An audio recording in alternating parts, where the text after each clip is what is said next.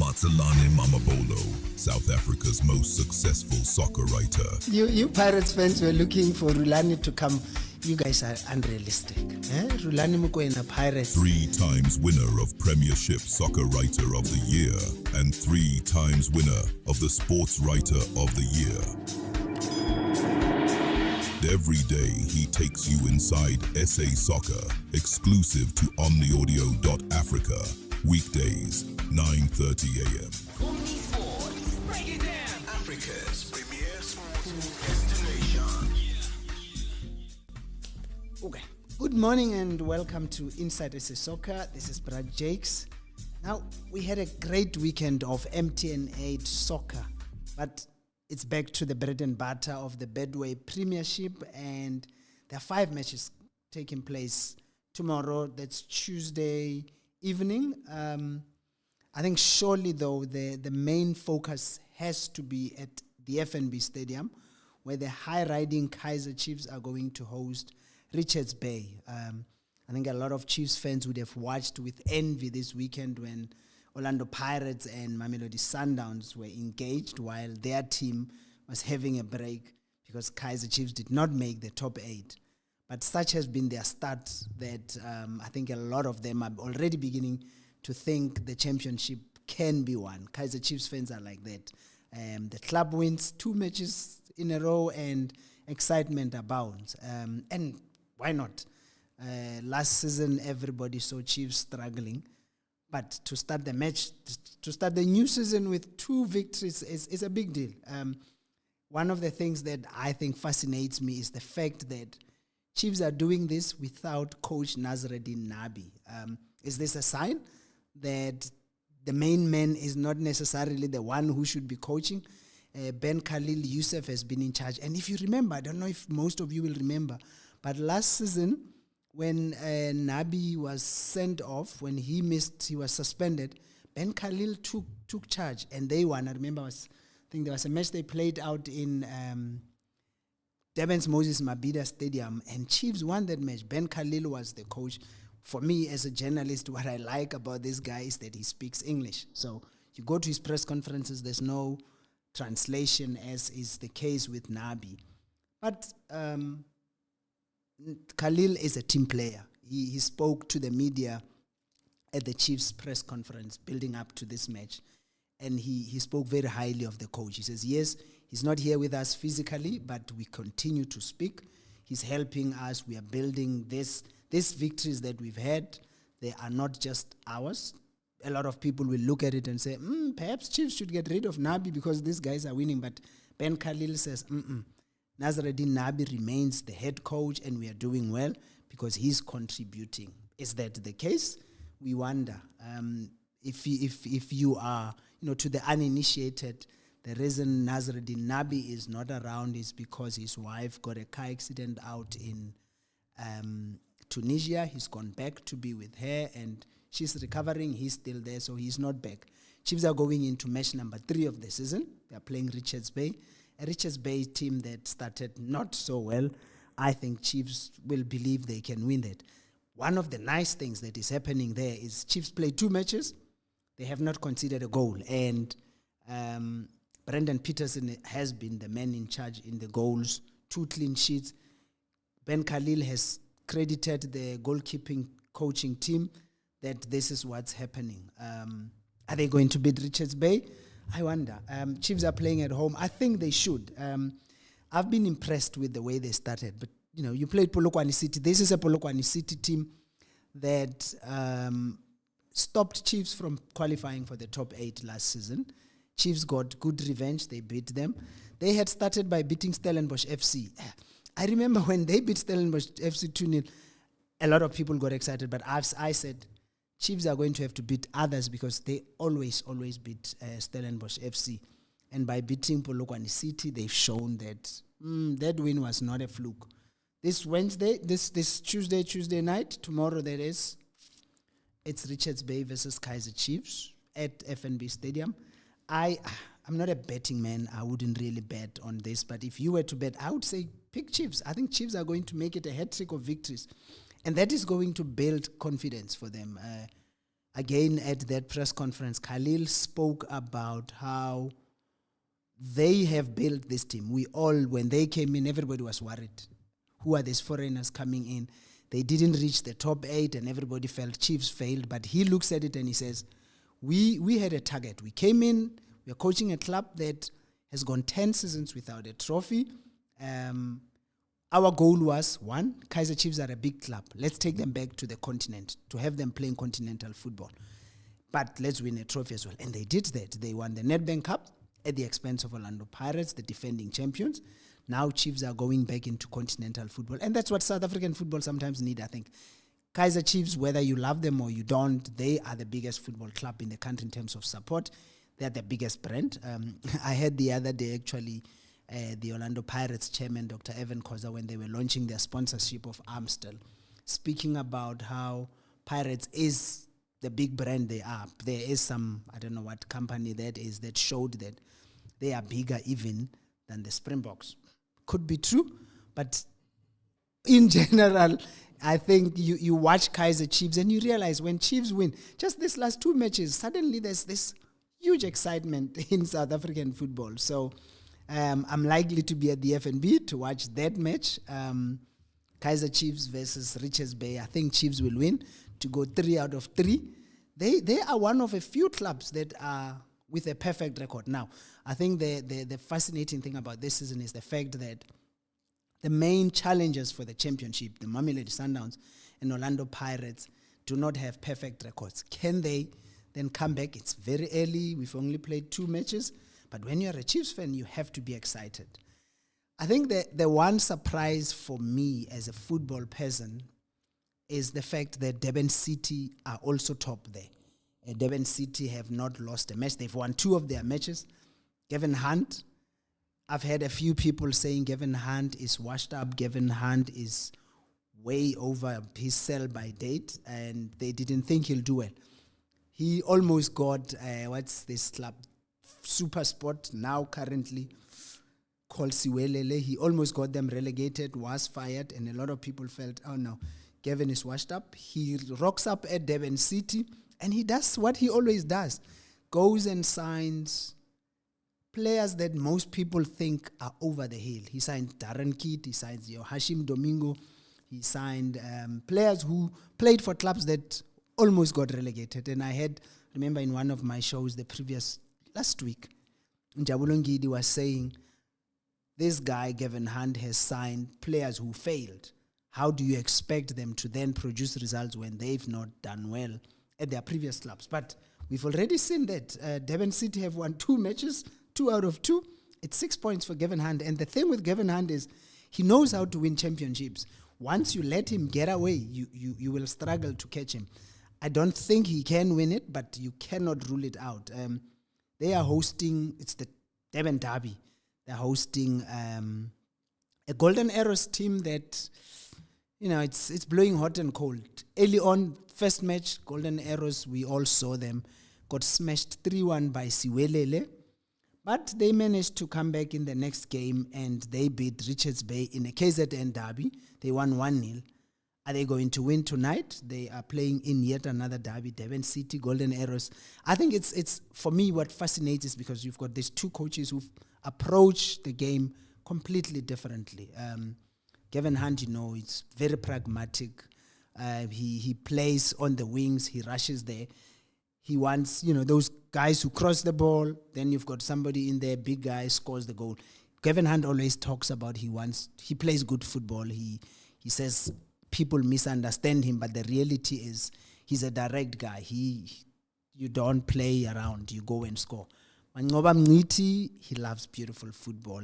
You'll remember what happened with Mangoba last season at Mamelodi Sundowns. He wanted to change things because he felt Sundowns were too slow. He tries to get into the box quickly, but he still loves to play. And I think this is going to be a fascinating match, one of those that are being played tonight.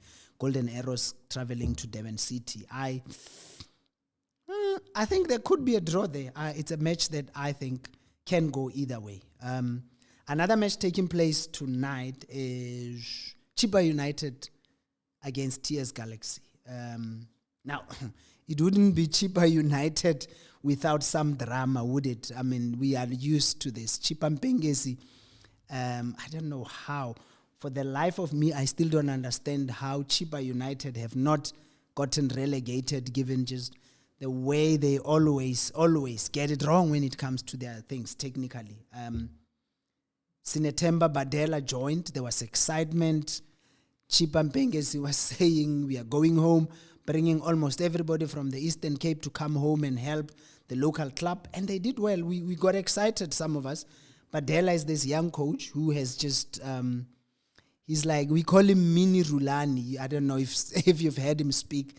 He speaks like Rulani. Because he worked under Rulani, and he really, it's his role model. And a lot of us were wanting to see just how well this young coach is going to do. But we are only 2 matches into the season, and it looks like Sinetemba Badela and Chippa United are breaking up. The talk that we hear is Badela and the technical director, Sinosipho Mali, do not see eye to eye. Therefore, he's been pushed aside. Tonight's match, the match against Galaxy, which they are hosting at Buffalo City, is going to see them playing. Musa Nyatama is likely to be on the bench as the coach. But for me, what shocks me, but I suppose I shouldn't be shocked, I've been in football for so long, anything that happens at Chippa should not shock anybody. There's talk that Morgan Mamila is going to go back onto the bench. Now, Morgan Mamila, for me, yeah, he's a fascinating character. I mean, here's a guy who started as a technical guy, not even a technical, an administrator. He's worked his way into coaching. They've used him before. He's gone back there. There was a time when he was at Baroka where he did well. But I don't know. I'm not convinced about Morgan as a coach. Musa Nyatama is a young man who's shown himself. He was at Swallows, did fairly well there. But I'm surprised, and I'm actually very disappointed at what has happened with Coach Sinetemba Badela and Chippa, because I was so hoping to see. It's always nice when you see young coaches coming up, being given chances. And here's a homeboy, goes home to try and help the club. The manager, the owner says, we are excited, we are doing this. And then 2 matches in, he's leaving. I think that's a recipe for disaster. But because Chippa have survived so many years, so many seasons, chopping and changing coaches, it's par for the course, and they'll do it. He'll continue to do it. Let's see how it goes. They're playing a TS Galaxy side that has started poorly, lost twice to Sekhukhune United. They're struggling with the issue of signing players. Chippa always lose players, not Chippa. TS Galaxy always lose players. Sibelebele, who scored for Pirates at the weekend, comes from there. They churn out players year after year, but the challenge that they're going to have this season is because of the FIFA ban that they have. They are not able to replace those players. I foresee problems for TS Galaxy. Tim Sukazi has to find ways. I don't know how he's going to do it, but they need to find a way to get some points early on, because once you lag behind 4 or 5 matches and you're not with points, or you haven't won, it's going to be very hard for them to catch up. So this is another match that I think could well end in a draw, and because there's just trouble in paradise for both sides. So let's see how it goes. And then there's Orbit College. Orbit College are playing Sekhukhune United. I think the sad thing about Orbit College is the fact that they are not able to use their stadium, Olen Park, out in Rustenburg. That's where they end their promotion to the league. They are a club that's based in the Northwest. But because the stadium is not ready, particularly for these night matches, they are going to host Sekhukhune United at Dobsonville Stadium. It's far away from their home, their supporters, but it's in the township. A few people will go. They've actually played there already, their second match of the season, and they won there. So beating Siwelele, a Siwelele team that had done well in their opening matches. So there's some hope. Everybody, when you think Orbit College, it's Monapule Saleng, former Pirate star who left under some cloud. He's looking to revive his career at a club where it all started. He's their captain, he's their leader. Can he do it against Eric Tinkler's Sekhukhune? Sekhukhune started well. Only at the weekend were they beaten 2-0 by Stellenbosch FC in the MTN 8 semi-final first leg.